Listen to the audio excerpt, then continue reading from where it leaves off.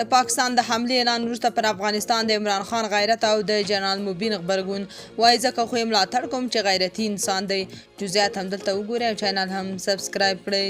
د پاکستان تحریک انصاف د دغه هیواد د دفاع وزیر خواجه آصف لخوا په افغانستان کې د احتمالي بریدونو په اړه څرګندونې نامسؤله او پاروونکې وبللې ده. دغه ګوندویان رؤف حسن غوښتنه وکړه چې په دې تړاو د له ملت سره سلا مشورې وشي.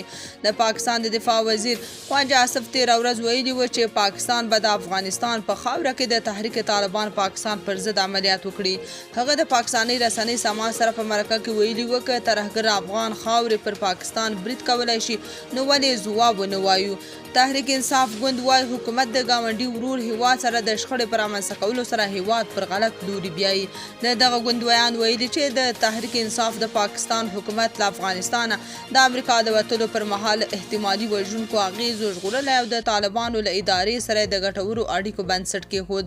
هغه زیاته کړې هېڅ چاته اجازه نه ورکوو چې زموږ هیواد د نامعلومو موخو لپاره په پوځي عملیاتو کې د ایران او افغانستان په ګډون له کوم بل ګاونډي سره ښکېل شي.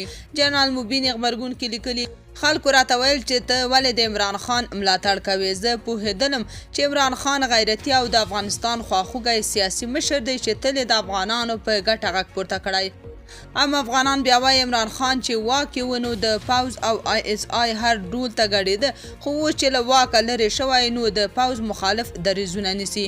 بلخوا د طالبانو دفاع وزارت ګواښ کړی چې که چیرې د افغانستان پر حریم برید وشي نو د دوی د غاښ ماتونکي ځواب سره به مخ شي چې پایلې به بدې وي. تاسو په دې اړه څه نظر لرئ؟ کومنټ کې شریک او چینل هم سبسکرایب کړئ.